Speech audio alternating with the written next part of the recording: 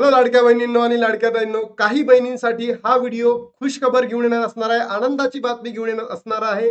पण काही बहिणींसाठी दुःखद घटना घेऊन येणार आहे. कारण की 2025 मधला सरकारचा सर्वात महत्वाचा, सर्वात मोठी घोषणा सरकारने केलेली आहे 2025 ची.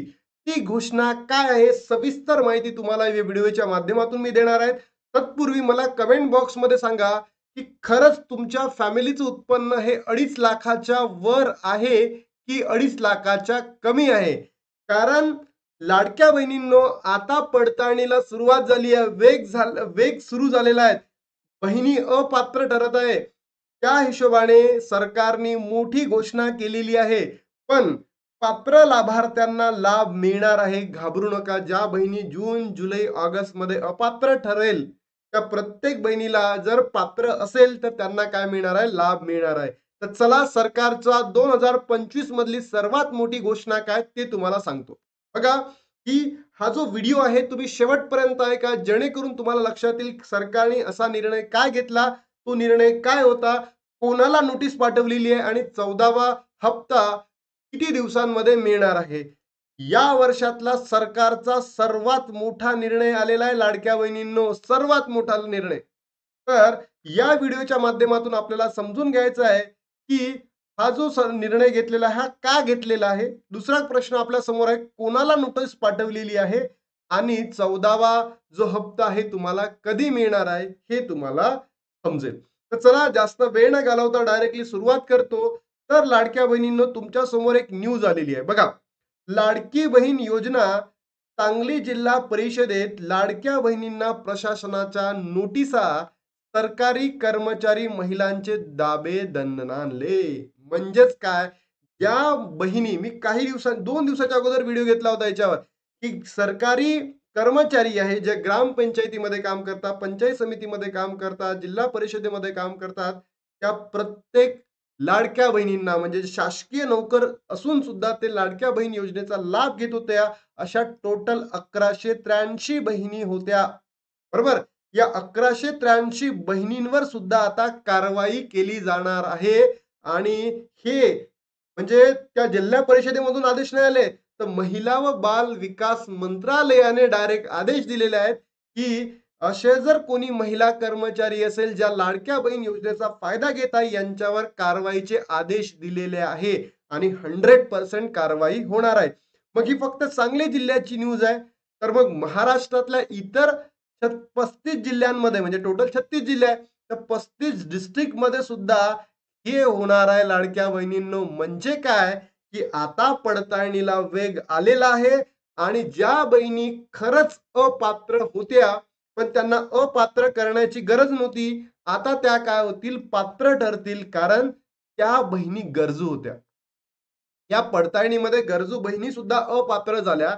पण आता त्या पडताळणीमध्ये त्या गरजू बहिणी पात्र ठरतील, कारण की त्यांचं इन्कम 2.5 लाखाच्या खाली असेल. त्याच्या पूर्ण फॅमिलीचं इन्कम 2.5 लाखाच्या खाली असेल. एका राशन कार्डवर 2च महिला लाभ घेत असतील. तर तुम्ही मला कमेंट बॉक्समध्ये सांगा, की तुमच्या फॅमिलीचं इन्कम हे 2.5 लाखाच्या वर आहे की नाही, तर तुम्ही कमेंट बॉक्समध्ये सांगा.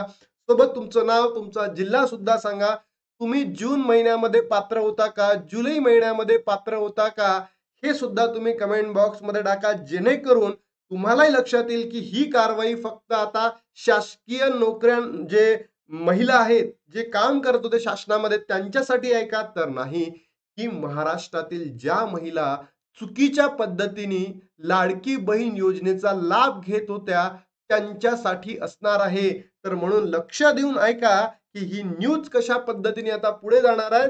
तर ज्या बहिणींनी चुकीच्या पद्धतीने लाडक्या बहीण योजनेचा लाभ घेतलेला आहे, त्या आता अपात्र ठरणार आहे. आणि ज्या बहिणींना खरंच गरज आहे, ज्या खरंच गरजू लाडक्या बहिणी आहे, त्या आता पात्र होतील येणाऱ्या काही दिवसांमध्ये. म्हणूनच मी तुम्हाला पडताळणी कशा पद्धतीने करायची त्याचाही व्हिडिओची मी डिस्क्रिप्शन बॉक्समध्ये लिंक टाकतो. तो व्हिडिओ तुम्ही बघा. जर तुमच्या जिल्ह्यांमध्ये पडताळणी झाली नसेल, तर तुम्ही ऑनलाईन सुद्धा पडताळणी करू शकता. याचा मी व्हिडिओ घेतलाय डिटेल्ड. एक्सप्लेनेशन दिलेलं आहे. 12 मिनिटाचा व्हिडिओ आहे. त्याची इन्फॉर्मेशन मी डिस्क्रिप्शन बॉक्समध्ये टाकतो आणि तो बघून सुद्धा तुम्ही ऑनलाईन तुमचा जो ग्रीव्हान्स आहे, तुमची जी तक्रार आहे ते करू शकता आणि तुम्ही स्वतःला पात्र घोषित करू शकता. याचा व्हिडिओ मी सविस्तर घेतलेला आहे. तर बरोबर? विधानसभा निवडणुकीच्या तोंडावर आलेल्या लाडकी बहीण योजना 2 कोटीहून अधिक महिलांना लाभ घेतलेला आहे. या योजनेत सरकारी महिला कर्मचारी देखील लाभार्थी असल्याचे उघड झाल्याने शासनाने नोटिसा बजावलेल्या आहे. बघा, अत्यंत महत्वाची न्यूज आहे. म्हणून तुम्ही कमेंट बॉक्समध्ये टाका की खरंच तुम्ही शासकीय नोकऱ्यांचा म्हणजे शासकीय नोकऱ्यांमध्ये होता का? तुमच्या फॅमिलीचं इन्कम हे 2.5 लाखाच्या वरती होतं का? तुम्ही कमेंट बॉक्समध्ये टाका. कारण प्रत्येक बहिणीवर आता पडताळणीची वेळ येणार आहेत आणि जे चुकीच्या पद्धतीने लाभ घेत होतात यांच्यावर कारवाई केली जाऊ शकते. जिल्हा प्रशासनाने ग्राम विकास आणि महिला बाल विकास विभागाच्या आदेशानुसार कारवाईला सुरुवात केलेली आहे आणि ही सुरुवात फक्त सांगली जिल्ह्यात होणार नाही आहे, तर आपल्या महाराष्ट्रामध्ये असलेल्या प्रत्येक जिल्ह्यांमध्ये होणार आहे. विधानसभा निवडणुकीच्या तोंडावर महायुतीने मुख्यमंत्री लाडकी बहीण योजना आणली होती. त्यानंतर राज्यातील 2 कोटीहून अधिक महिलांनी लाभ घेतलेला.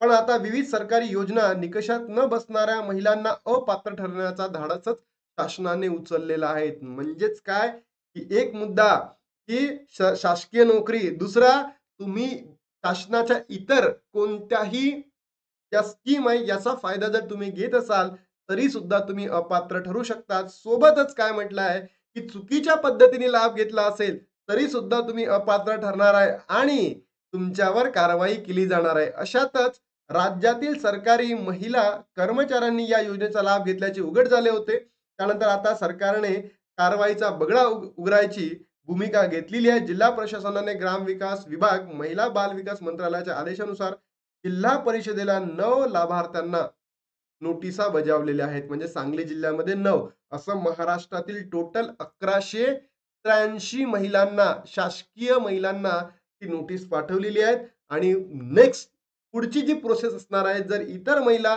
इतर योजनांचा लाभ घेत असेल त्यांना सुद्धा ती नोटीस पाठवली जाणार आहे. सोबतच चुकीच्या पद्धतीने लाभ घेणाऱ्या महिलांना सुद्धा नोटीस पाठवली जाणार आहे. तर सरकारचा सर्वात मोठा निर्णय आलेला आहे, की आता ज्या चुकीच्या पद्धतीने लाभ घेणाऱ्या बहिणी होत्या त्या अपात्र ठरतील आणि ज्या बहिणींना खरंच नितांत पैशाची गरज होतील त्या आता पात्र ठरतील. पण ही जी पडताळणीची प्रोसेस आहे अपात्र बहिणींना पात्र करण्याची, ही सरकारने लवकरात लवकर करावी अशीच मागणी मी सरकारकडे करतो. कारण माझ्या काही ज्या बहिणी खरंच त्यांना पैशाची गरज आहे, तर खरंच त्या त्या ₹4,500 वाट बघत आहे. काही बहिणी ₹3,000 वाट बघत आहे. काही बहिणी ₹1,500 वाट बघत आहे. तर सरकारने लवकरात लवकर हे करावं. आणि सर्वात महत्त्वाचा 14वा हप्ता कधी मिळेल? तर लाडक्या बहिणींनो, तुम्हाला गणपती ते गौरी पूजनादरम्यान जो 14वा हप्ता आहे तो तुमच्यापर्यंत पोहोचेल, असं आपल्याला आदित्य तटकरे मॅमच्या हिशोबाने समजलेलं आहे. जर जी-आर आला आज उद्यामध्ये, जर जी-आर आला तर तुम्हाला गणपती ते गौरी पूजनादरम्यान तो मिळतील. समजा जी-आरला 2-4 दिवस लेट झाले, तर मग सप्टेंबरच्या पहिल्या वीकमध्ये तुम्हाला ऑगस्टचा काय मिळेल? अनुदान मिळेल किंवा मानधन मिळेल. आलं लक्षात? तर लाडक्या बहिणींनो, तुम्ही ज्या पद्धतीने आतापर्यंत प्रेम दिलेलं होतं व्हिडिओला, तशाच पद्धतीने पुढे सुद्धा प्रेम द्या. म्हणून व्हिडिओला लाईक करा, शेअर करा आणि सबस्क्राईब करा. खाली तुमच्या मनामधील काही प्रश्न असतील ते सुद्धा मला टाका, ज्याच्या माध्यमातून मी तुमच्या प्रश्नांना सॉल्व्ह करण्याचा प्रयत्न करतो. आणि मी कमेंट बॉक्समध्ये, डिस्क्रिप्शन बॉक्समध्ये एक लिंक टाकतो.